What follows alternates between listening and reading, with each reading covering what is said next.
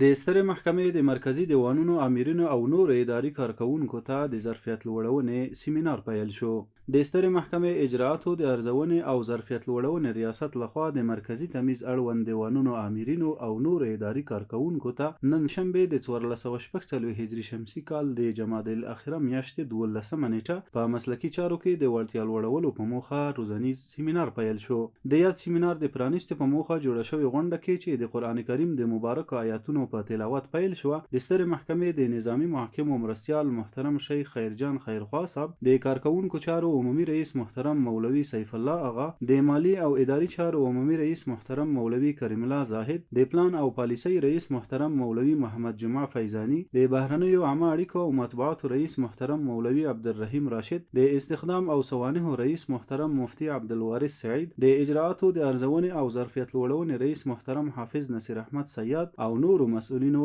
ګډون درلود. د غونډې ګډونوالو ته د سترې محکمې د نظامی محاکمو مرستیال محترم شیخ خیرجان خیرخوا صاحب د کار اهل کار ته سپارلو، ظرفیت لوړونې سیمینار د موخو او نورو مهمو موضوعاتو په اړه خبرې وکړې. ویې ویل آیت کریمه مشتې په مخ کې تلاوت کوي، وای الله ته امر کوي په دې چې امانت خپل اهل ته وسپاري، امانت خپل اهل ته وسپاري. دا د الله تبارک وتعالى فرمان دی. موږ په دې مامور یو، دا مسؤلین په دې مامور دي، اسلامي امارت په دې مامور دی چې کار به اهل کار ته سپارل کېږي. دغه سیمینارونه د دې لپاره جوړیږي چې دا خلک اهل کار جوړ شي او هغه دنده چې دې ته سپارل کېږي هغه پر شرعي لیول او پر شرعي طریقه باندې ورته وسپارل شي او دوی په ښه توګه در سره پورې ورسوي. محترم شیخ خیرجان صاحب د اسلامي امارت هر مسؤل او کارکوونکی مکلف وباله چې په شپه او ورځ زحمت تیرولو ځان داسې مرتبه او هدف ته ورسوي چې خلکو ته غوره او ډیر خدمت وکړي. زیاته یې کړه خلاصه زما د خبرو دا ده که غواړو چې همت مو لوړ سي او اهل کار جوړ سو، د هغو دپاره اول سبب دا دی چې په ټولو کارو کې به د الله تبارک وتعالی رضا او د هغه د قبلېدو کوشش کوو چې الله تبارک وتعالی را سره راضي سي او اخلاص وکړو، نو هلته به بیا زموږ همت هغه لوړ وي. دغه راز د سترې محکمې د اجرااتو د ارزونې او ظرفیت لوړونې رئیس محترم حافظ نصیر احمد سیاد صاحب د یاد سیمینار په اړه وویل. بسم الله الرحمن الرحیم. نو په ابتدا کې باید ووایو چې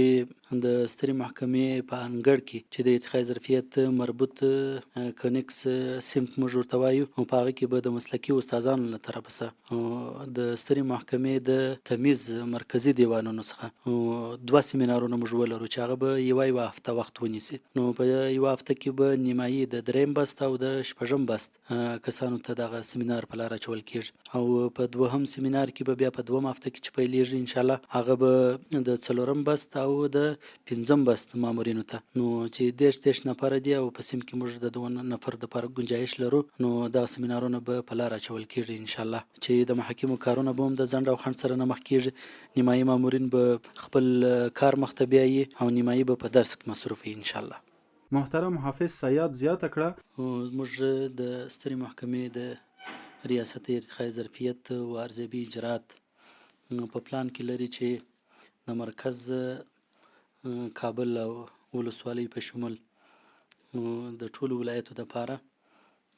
اداري سیمینارونه په لار واچي. د اجرااتو ارزونې او ظرفیت لوړونې ریاست به د سترې محکمې مرکزي دیوانونو آمرینو او نورو اداري کارکوونکو ته د دغه روزنیز سیمینار تر پای ته رسیدو وروسته په تدریجي توګه د کابل او نورو ټولو ولایتونو د محاکمو اړوند کارکوونکو ته ورته سیمینارونه جوړ کړي. د ظرفیت لوړونې روزنیز سیمینار د پیل غونډه د مالی او اداري چارو عمومي رئیس محترم مولوی کریم الله زاهد لخوا د دعا په کولو پای ته ورسیده.